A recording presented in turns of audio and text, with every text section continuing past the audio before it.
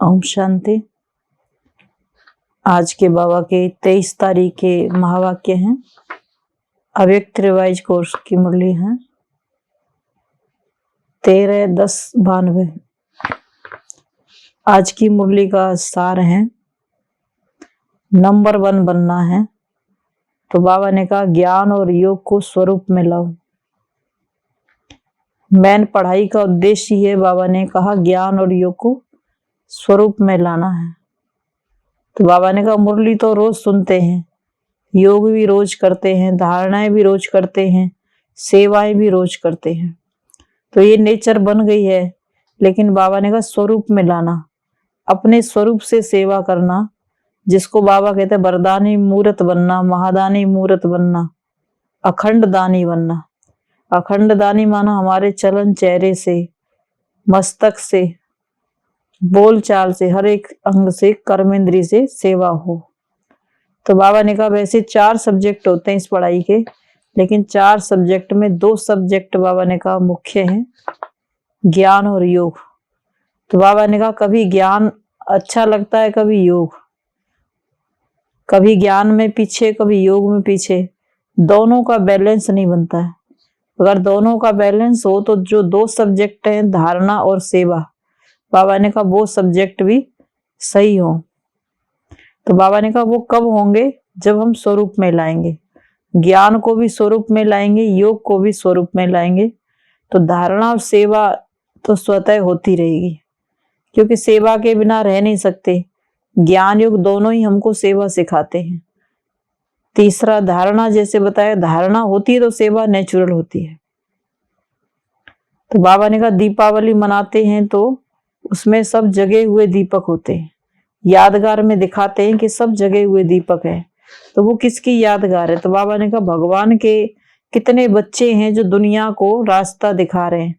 माना जगती ज्योति, अपनी आत्मा का दीपक जलाया और परिचय परमात्मा का प्राप्त किया और अन्य आत्माओं को दे रहे हैं, कितनों की सेवा कर रहे हैं। तो बाबा ने कहा इसी की यादगार में दीपावली पर सब क्या करते हैं, घर घर में दीपावली मनाते हैं, कितनी लड़ियां लगाते हैं, कितने दीपक जलाते हैं। तो बाबा ने कहा सब दीपावली मनाते ही जगमगाहट के साथ है, रोशनी के साथ है। तो परमात्मा के ज्ञान को कितनी आत्माओं ने कितनों तक पहुंचाने का निमित्त बनी, कितनों को संदेश दिया। तो बाबा ने कहा उतनी आत्माओं का यादगार दीपावली के रूप में मनाया जाता है। तो बाबा ने कहा तुम क्या कर रहे, तुम अपनी दीपावली मना रहे हो, माना अपना यादगार मना रहे हो। और जो बाबा ने कहा तुमने यादगार मनाया, इसी तरह दीपावली मनाने वाले भी कई दिन पहले से मनाने लग जाते हैं, क्योंकि बाबा के बच्चे भी दीपावली कई दिन पहले से मनाते हैं। तो बाबा ने कहा आपने जो त्योहार बनाया उसी का यादगार भक्ति मार्ग में फिर उनकी अपनी तिथि तारीख से त्योहार मनाते हैं। बाबा ने कहा तुम भी अपनी तिथि तारीख से मनाते हो, तो फिर उसका यादगार भक्ति मार्ग में भी फिर एक तिथि से सारी दुनिया में फिर वो दीपावली को मनाते हैं। तो बाबा ने कहा अभी क्या करना है, क्या लक्ष्य रखना है कि मैं नंबर 1 बनूं। नंबर 1 बनेंगे तो बाबा ने कहा लक्ष्मी नारायण के राज्य में आएंगे, क्योंकि दीपावली पर भी लक्ष्मी की पूजा करते हैं। तो लक्ष्मी की पूजा करने से लक्ष्मी की दुनिया में नहीं आएंगे। लक्ष्मी ने कौन सी पढ़ाई पढ़ी, कौन सा ज्ञान धारण किया, किससे इतना धन प्राप्त किया जिसकी हम पूजा करते हैं, तो वो परमात्मा शिव बाबा के ज्ञान से ही नंबर 1 बनी। तो हम लक्ष्मी की पूजा तो करते हैं, लेकिन हम ये परमात्मा से सीखें कि हम भी नंबर 1 बने, जो हम लक्ष्मी जैसे बने। अब एक लक्ष्मी का ही सब आह्वान करते हैं, अगर अनेक आत्माएं लक्ष्मी जैसे गुणों को धारण करें तो सभी के घर में सुख शांति भी आवे, संपत्ति भी आए, तो चैतन्य लक्ष्मी का निवास हो। इसकी यादगार में फिर हम दीपावली मनाते हैं। तो आज के बाबा के महावाक्य हैं नंबर 1 बनना है तो ज्ञान और योग को स्वरूप में लाओ।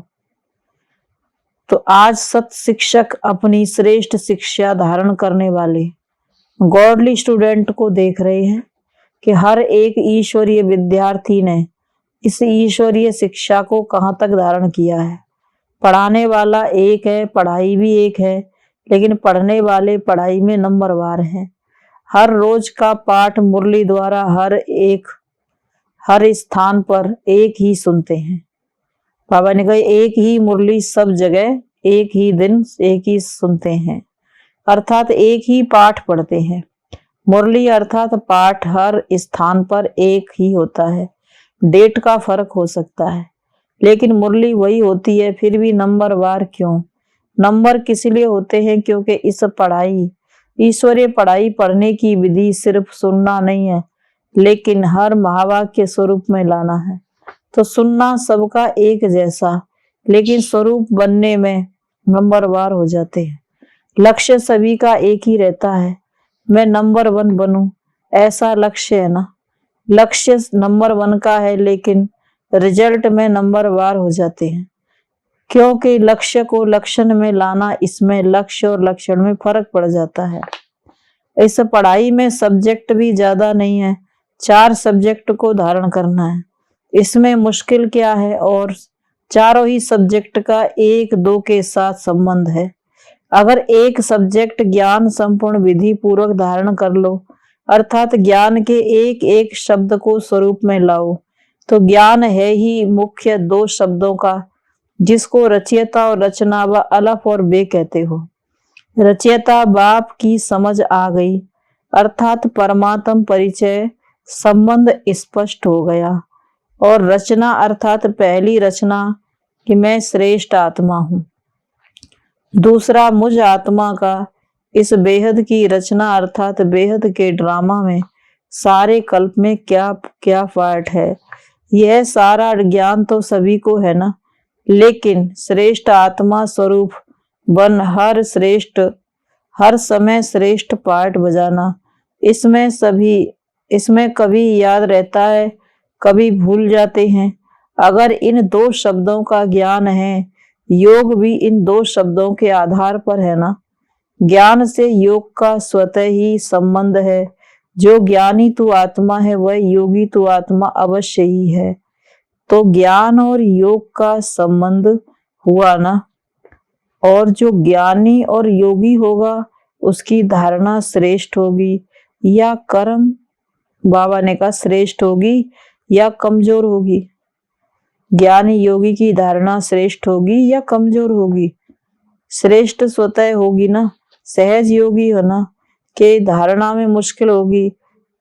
जो ज्ञानी तू आत्मा होगी, तू आत्मा वह ज्ञानी तू आत्मा है, वह धारणा में कमजोर हो सकता है? नहीं, होते तो हैं। तो ज्ञान योग नहीं है, ज्ञानी है लेकिन ज्ञानी तू आत्मा वह स्थिति नहीं है। योग लगाने वाले हैं लेकिन योगी जीवन वाले नहीं। जीवन सदा होती है और जीवन नेचुरल होती है।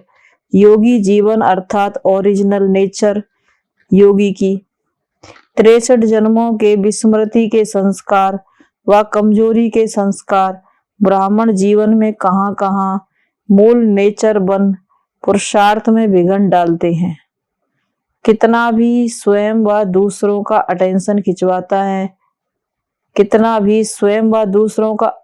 खिंचवाता है कि ये परिवर्तन करो, वह स्वयं भी समझते हैं कि यह परिवर्तन होना चाहिए, लेकिन जानते हुए भी चाहते हुए भी क्या कहते हो?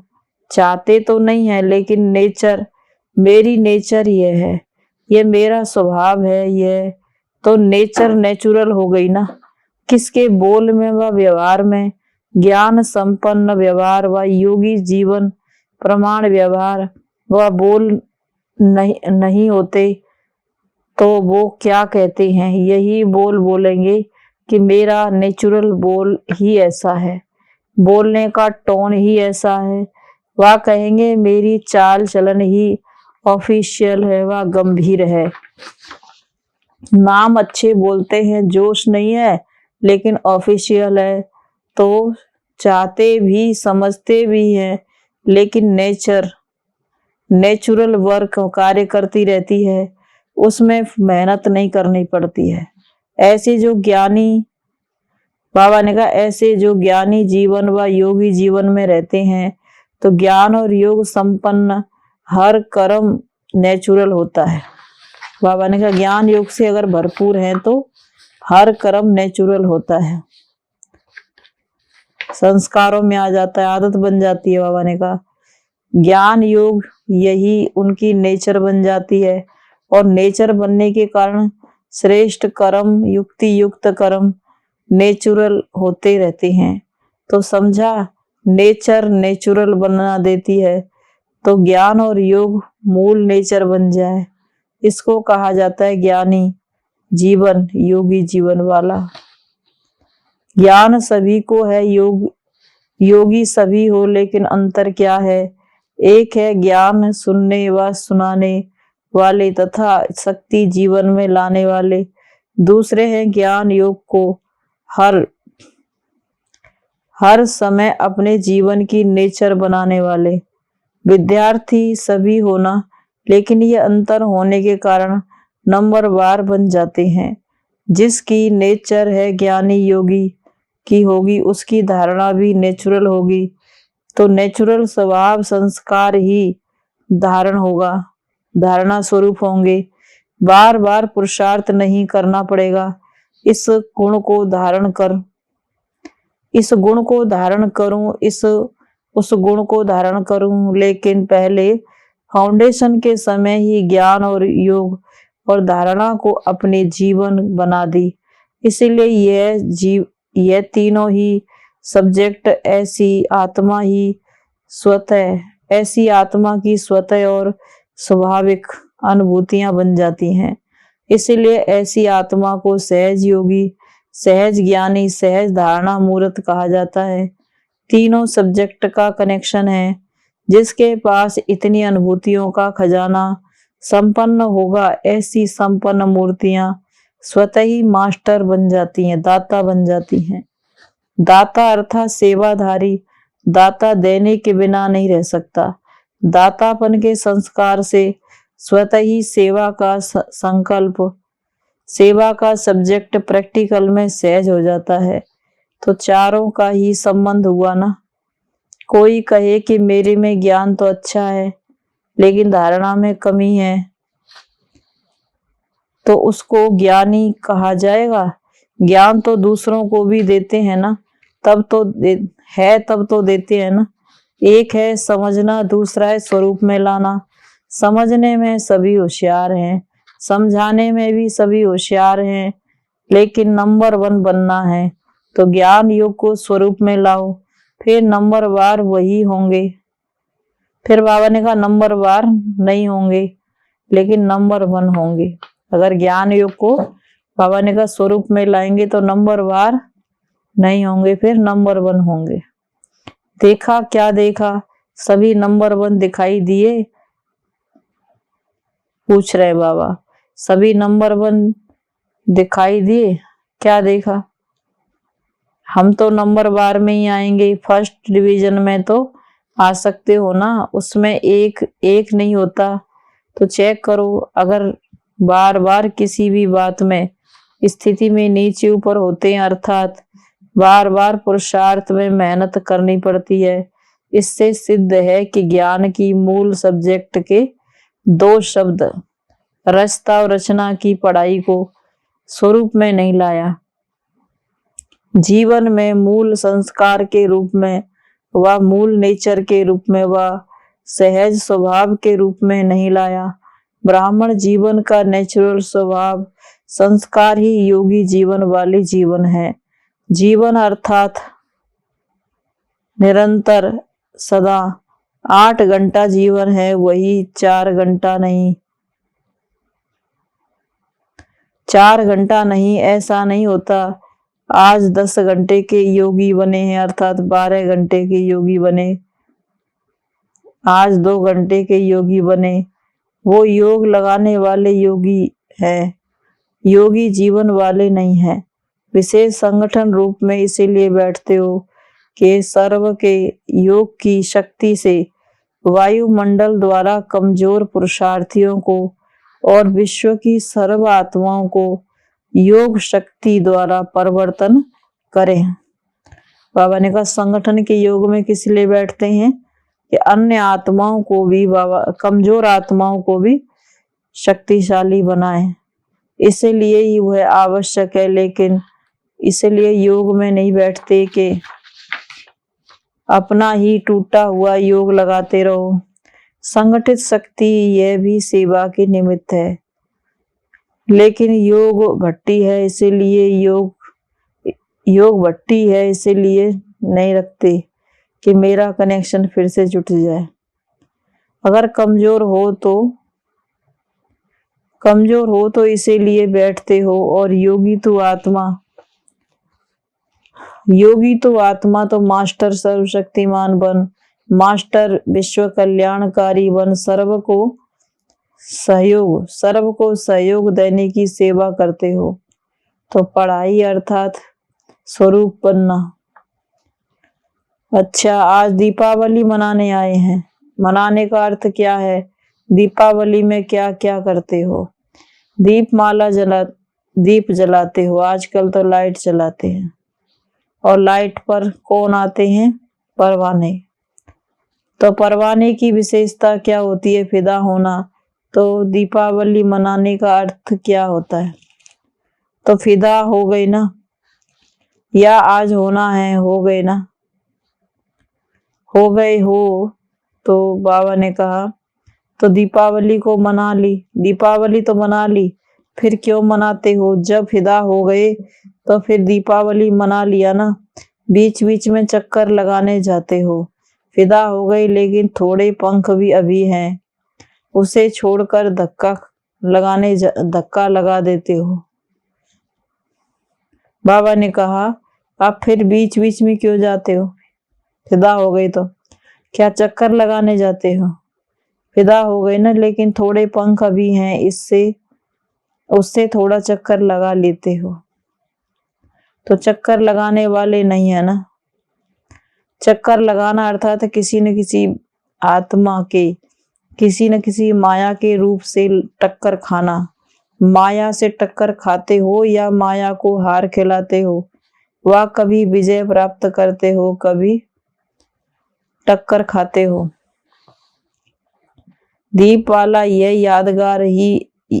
दीपमाला यह अपना ही यादगार मनाते हो।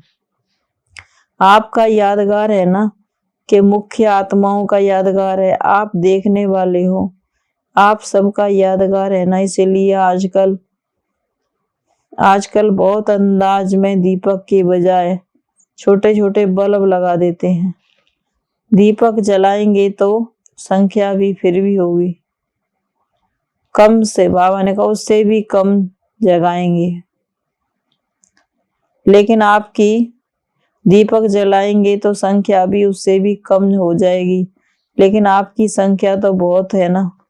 तो सभी की याद में अनेक छोटे छोटे बल्ब लगा देते हैं। तो अपना यादगार मना रहे हो ना। जब दीपक देखते हो तो समझते हो ये हमारा ही यादगार है। स्मृति रहती है ना। यही संगम युग की विशेषता है, जो चैतन्य दीपक अपना जड़ यादगार देखते हैं। तो बाबा ने कहा देखते हो ना चैतन्य में, वास और स्वयं चैतन्य में स्वयं हो और जड़ यादगार देख रहे हो। तो बाबा ने कहा जिस दिन दीपावली मनाओ उस दिन में ही वास्तविक तिथि है। जब भी बाबा ने कहा दीपावली मनाओ तो वही तिथि है। यह तो दुनिया वालों ने तिथि भी फिक्स की है, लेकिन आपकी तिथि अपनी है। इसीलिए जिस दिन आप ब्राह्मण मनाओ वही सी दिवाली है। इसलिए कोई भी तिथि फिक्स करते हैं तो ब्राह्मणों से पूछते हैं, ब्राह्मणों से निकलवाते हैं ना। तो आज बाप दादा सभी देश विदेश के जगे हुए दीपकों को दीपमाला की मुबारक दे रहे हैं, बधाइयां दे रहे हैं। दीपावली मुख्य अर्थात मुबारक, अर्थात माला माल संपन्न बनने की मुबारक। ऐसे सदा जागती ज्योति सदा स्वयं प्रकाश स्वरूप बन अनेकों का अंधकार मिटाने वाले सच्चे दीपक, अर्थात चारों ही सब्जेक्ट को साथ साथ जीवन में लाने वाले, सर्व सब्जेक्ट में नंबर 1 नंबर 1 के लक्षण में लाने वाले ऐसे ज्ञानी तू आत्मा, योगी तू आत्माएं, दिव्य गुणधारी तू आत्माएं, निरंतर सेवाधारी, विश्व सेवाधारी, कल्याणकारी आत्माओं को बाप दादा का याद प्यार और नमस्ते। हम रूहानी बच्चों की रूहानी माता पिता बाप दादा को गुड मॉर्निंग और नमस्ते बाबा, नमस्ते।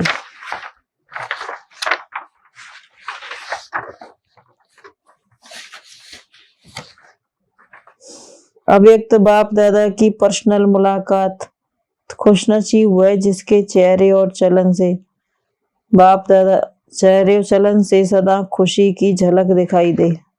सभी अपने को सदा खुशनसीब आत्माएं समझते हो। खुशनसीब आत्माओं की क्या निशानी होगी? उनके चेहरे और चलन से सदा खुशी की झलक दिखाई देगी। चाहे कोई भी स्थूल कार्य हो, कार्य कर रहे हो, साधारण काम कर रहे हो, लेकिन हर कर्म करते हुए खुशी की झलक दिखाई पड़े, इसको ही कहते हैं निरंतर खुशी में मन से नाचते रहो। ऐसे सदा जग रहते हो या कभी बहुत खुश रहते हो, कभी ना, या कभी कभी खुश रहेगा। बाप के खजाने को अपना खजाना बनाया है ना, भूल जाता है। अपना आप खजाना है। अपनी स्थूल दुनिया, अपनी स्थूल चीज तो याद रहती है ना, वह खजाना आंखों से दिखाई देता है, लेकिन यह खजाना आंखों से दिखाई नहीं देता है। दिल से अनुभव करते हो तो अनुभव वाली बात कभी भूलती है क्या? तो सदा ये स्मृति में रखो कि हम खुशी के खजाने के मालिक हैं। जितना खजाना याद रहेगा उतना खुशी नशा रहेगा। तो ये रूहानी नशा और औरों को भी अनुभव कराएगा इनके पास कुछ है। माताओं को सारा समय क्या याद रहता है? सिर्फ बाप याद रहता है या और कुछ भी याद रहता है? वर्षे की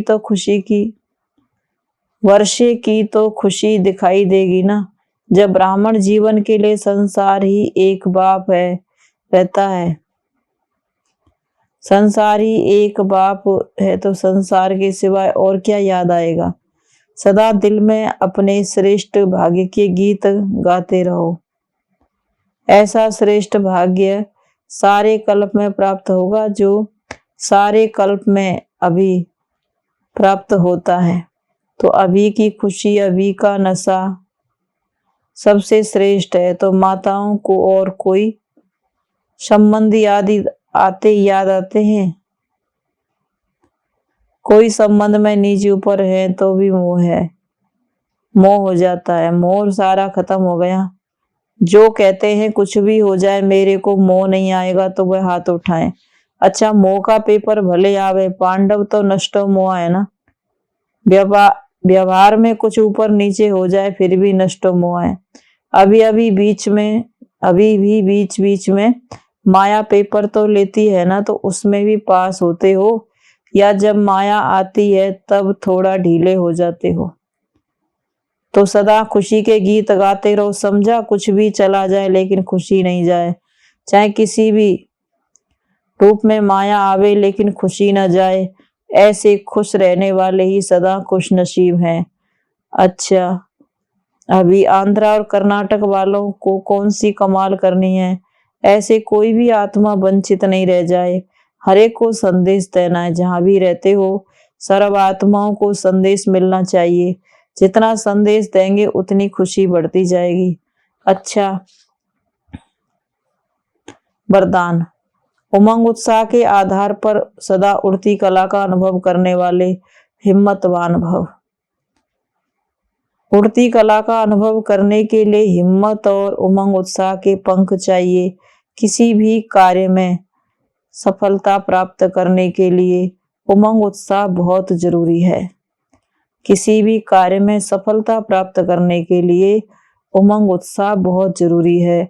अगर उमंग उत्साह नहीं है तो कार्य सफल नहीं हो सकता, क्योंकि उमंग उत्साह नहीं तो थकावट होगी और थका हुआ कभी सफल नहीं होगा। इसलिए हिम्मतवान बन उमंग उत्साह के आधार पर उड़ते रहो तो मंजिल पर पहुंच जाएंगे। हिम्मतवान बन, उमंग उत्साह के आधार पर उड़ते रहो तो मंजिल पर पहुंच जाएंगे। स्लोगन है दुआएं दो और दुआएं लो, यही श्रेष्ठ पुरुषार्थ है। दुआएं दो और दुआएं लो, यही श्रेष्ठ पुरुषार्थ है। तो आज की मुरली का सार बाबा ने कहा, नंबर 1 बनना है तो ज्ञान योग को स्वरूप में लाना है। और बाबा ने कहा नंबर 1 बनना है तो लक्ष्य भी नंबर 1 का रखना है कि ज्ञान योग में जितना नंबर 1 होंगे उतना ही नंबर 1 में नंबर वार में भी आ सकते हैं। ओम शांति।